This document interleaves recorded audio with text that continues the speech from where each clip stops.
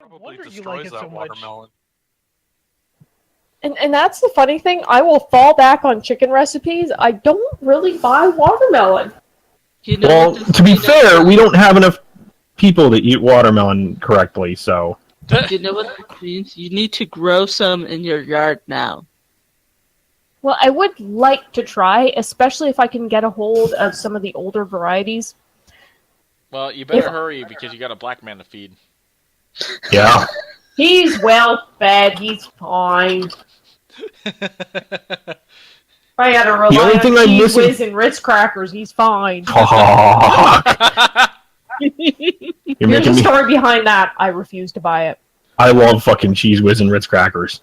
And he's not allowed to have it. I will fucking eat Cheese Whiz and Ritz crackers all damn day long. Hey, my ex didn't want me to eat Cheese Whiz at all, period. She thought it was like an abomination, and I would eat it directly in front of her. I'd just be like, see this? Okay. I will French kiss a fucking Cheese Whiz cracker. Yeah. Here's my alternative, though. I found a recipe for homemade Cheese Whiz. That's con queso, isn't it? No. Well, then why have you never made this? How can it be Cheese Whiz if it doesn't come out of the little nozzle on the can? Yeah, I call it squeezy cheese.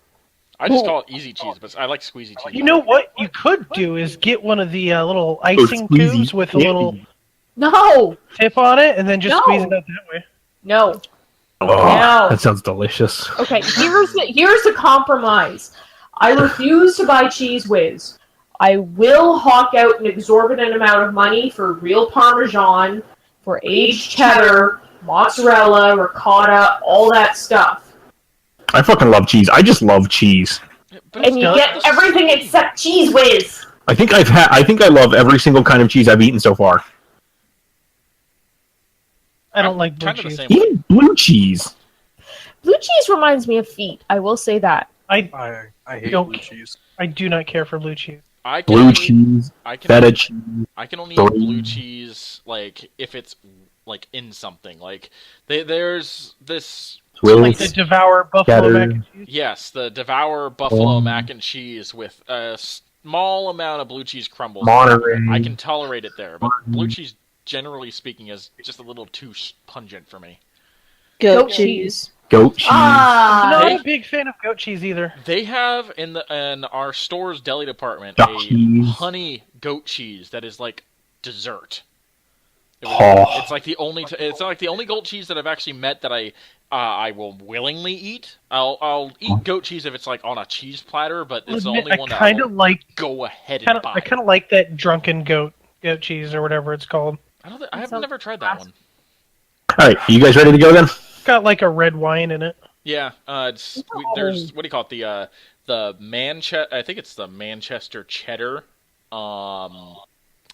tipsy wine or tipsy cheese that they have in the deli department. That stuff is good. It's like yes, I'm ready to go. I am ready. All right. I'm gonna stop this recording. I'm arguing about. Did you start recording? I did. Right about the time we started talking about easy cheese. No easy cheese. No easy cheese. I'm gonna every time we get together, I'm gonna start kicking up OBS and seeing where random conversations go, because I wouldn't mind putting some more random recordings on YouTube.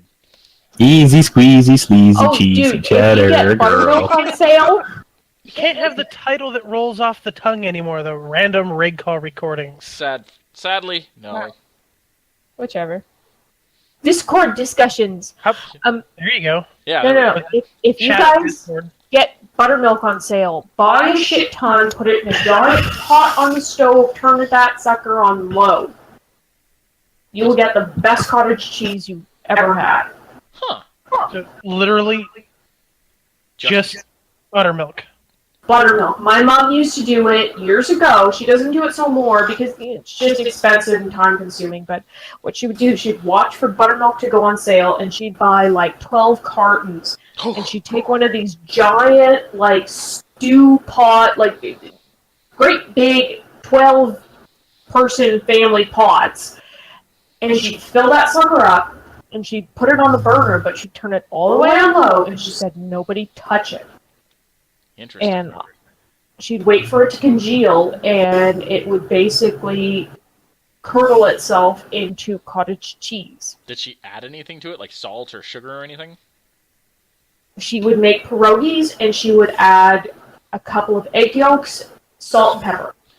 Well, no, I mean like while she's boiling it or simmering it. No. And it's never supposed to reach a simmer. So she just dumped it in there and set it up. She didn't put like salt or sugar or anything in it. Nope, just the buttermilk itself, and just low. By the way, give me just a sec, you guys. I'll be right back. Okay. Interesting. Alpha's gonna put it on a low heat and still find a way to burn it. Dude, he will burn it. I will burn water if you give me long enough, without oil. Goodness sakes. Yes, there is. You've never heard my mac and cheese story. Oh, jeez.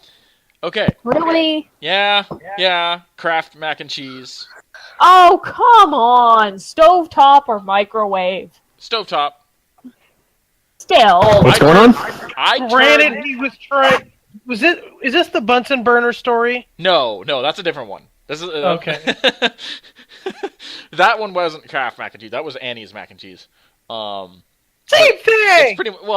It's organic. Whatever. It's still the same. Is that the one you turned into cement?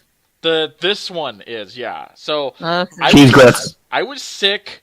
I was sick. I stayed at home.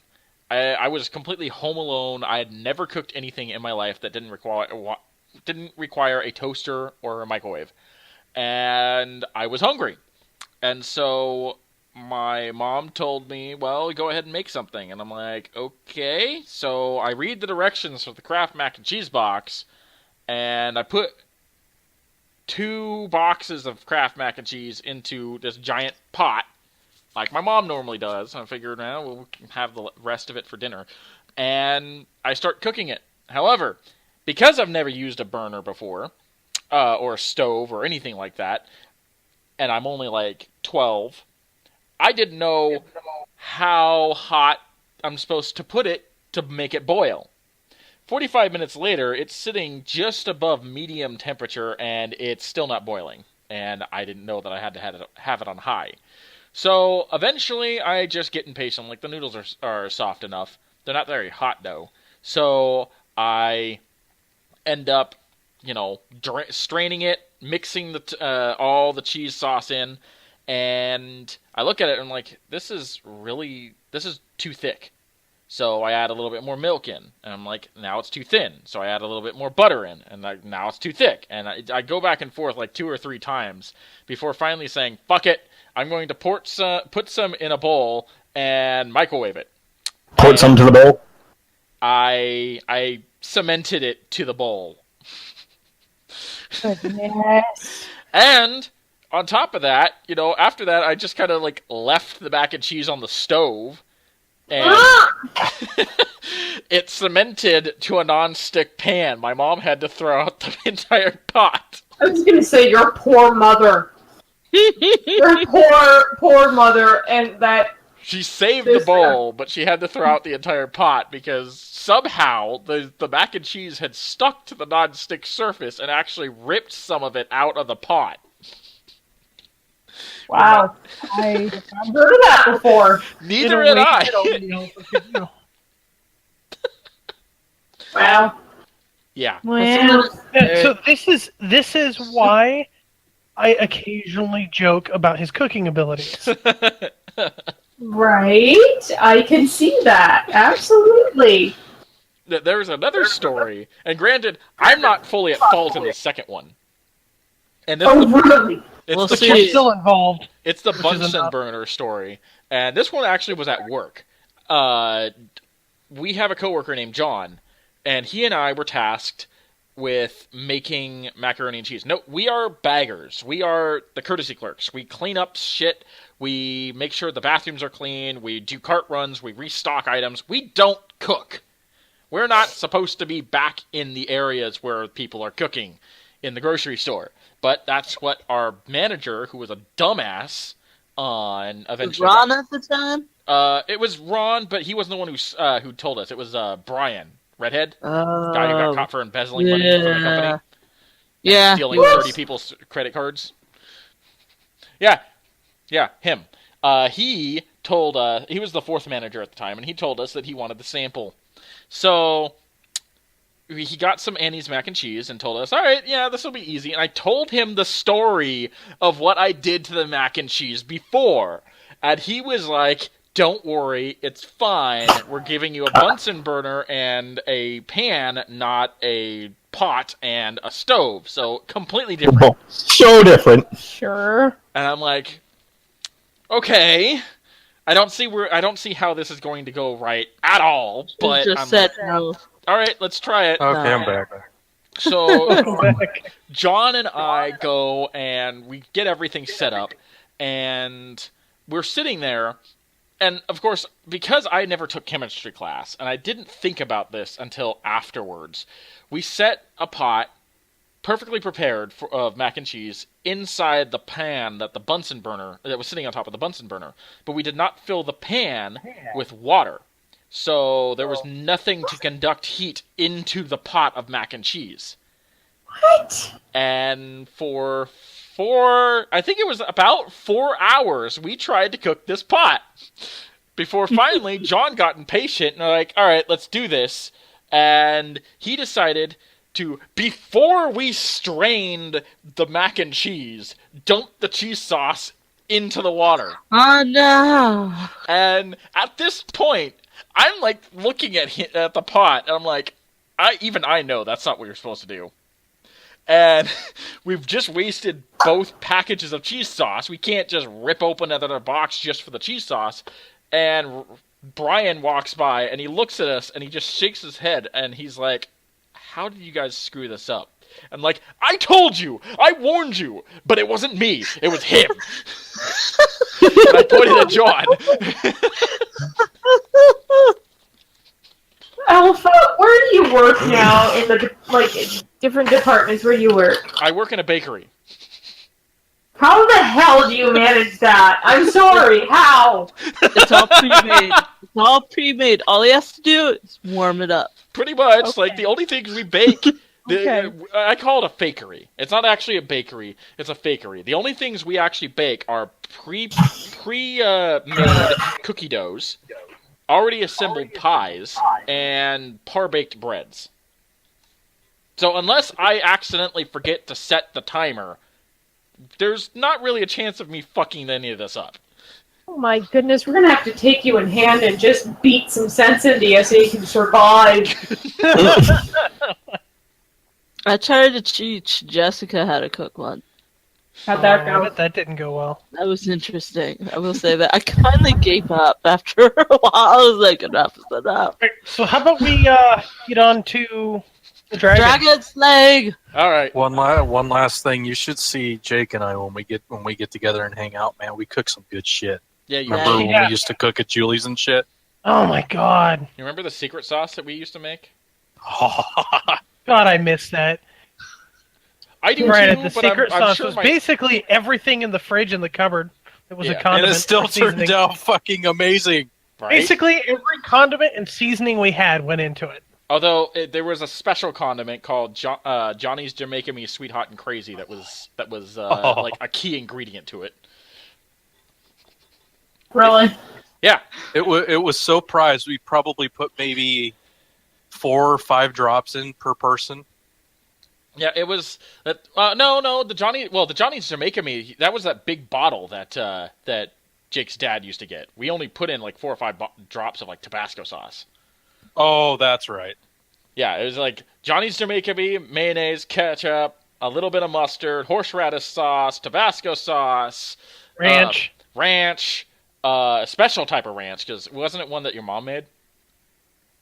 No, she'd never let us use that. It was the Greg's that we used. Oh, okay. And then there were a couple of other items. Barbecue sauce. There are a couple of other items that I can't remember off the top of my head. One time we used Arby's sauce, and that was amazing. And then, I don't know, 15 different types of seasoning all mixed into one big, Tupperware I remember container. you made one that was crunchy with seasoning one time. I did. It was still good. And it was so amazing. There was so much seasoning in it There was- that it was you could actually feel it crunch.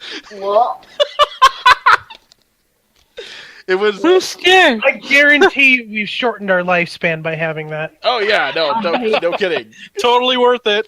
It was delicious. You know, it's funny because it starts out mild, but the longer it sits in your fridge, the hotter it got.